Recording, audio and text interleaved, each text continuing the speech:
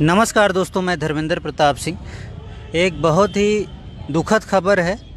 दुखद इसलिए क्योंकि 3 युवक आगरा नहर में कूदे थे पल्ला सेक्टर 37 नए पुल के पास, और एक युवक तो निकल आया था किसी तरह से, लेकिन 2 युवक अभी तक डूबे हैं। उनका क्या हुआ, निकल आए हैं या अंदर ही हैं, कुछ पता नहीं चल रहा है।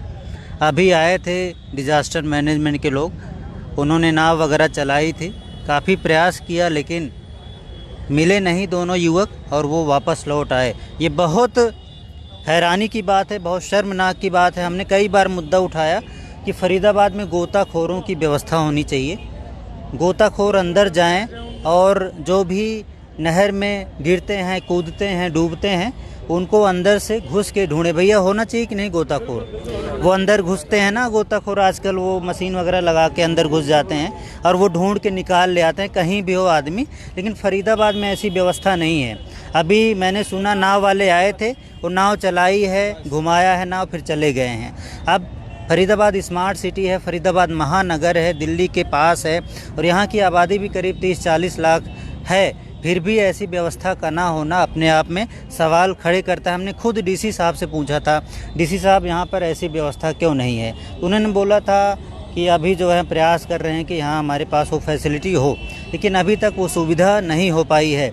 अब ये भाई सभी परेशान हैं, सुबह से परेशान है, और ये सब चाहते हैं वो दोनों युवक निकल आए या उनकी बॉडी निकल आए। जो भी हुआ उनके साथ, अगर डूबे हैं तो उनकी बॉडी ही मिल जाए, कम से कम तसल्ली हो जाए, लेकिन तसल्ली भी नहीं मिल रही है।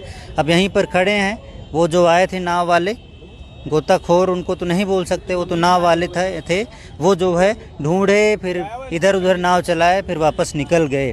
अब पता करते हैं युवक के बारे में, वो युवक कौन था। अगर कोई जानकारी मिल सके तो। देखिए, मीडिया का काम है दिखाना, और जो समस्याएं होती हैं हम दिखाते हैं। अगर कुछ कमी होती है सिस्टम में तो उसमें सुधार भी होता है, और कई बार हम दिखाते हैं तो सिस्टम चल पड़ता है, वरना तो सिस्टम बैठा ही रहता है, प्रयास भी नहीं करता। कोई है जो जानकारी दे सके, वो युवक कौन है, उनका नाम क्या है? कोई है जानकारी, कोई बता सकता है? अगर उनको बुला सको, बात कर सकें तो वो बता दें, क्योंकि इससे मदद ज़रूर होगी थोड़ा बहुत।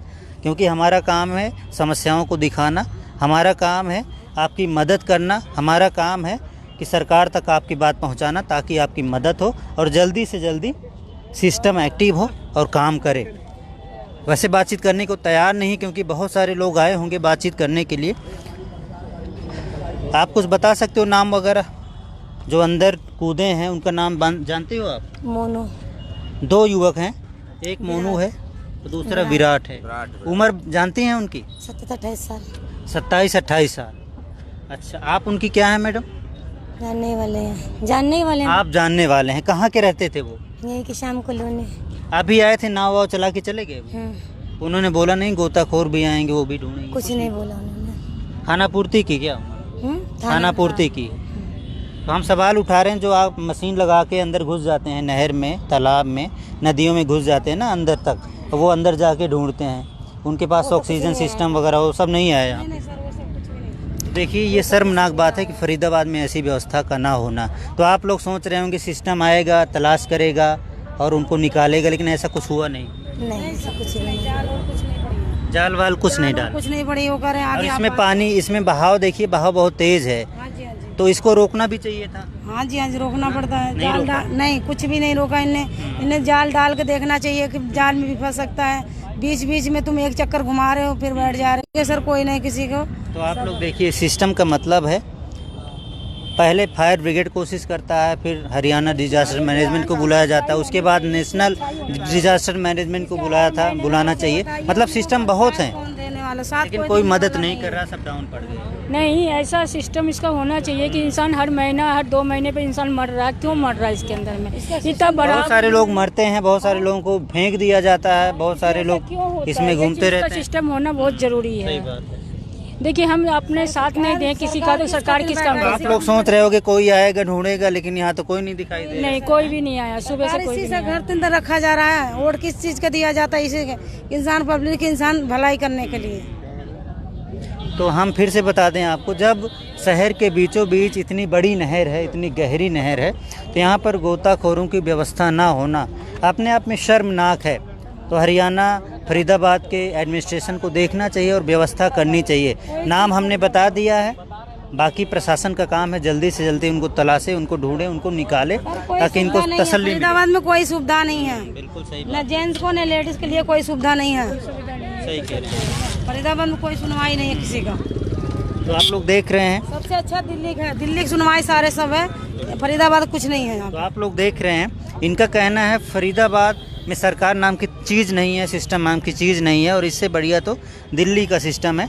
देखिए, कहीं भी अगर काम नहीं होता तो पब्लिक को दूसरी सरकारें अच्छी लगती हैं, क्योंकि काम नहीं हो रहा है समय से। अगर यहाँ पर काम हो जाता, यहाँ पर सिस्टम एक्टिव हो जाता, यहाँ पर गोताखोर आ जाते, घुसकर उनको तलाश लेते, तो ये भी सरकार से खुश होते, सिस्टम से खुश होते। लेकिन फ़िलहाल ये सिस्टम से निराश हैं।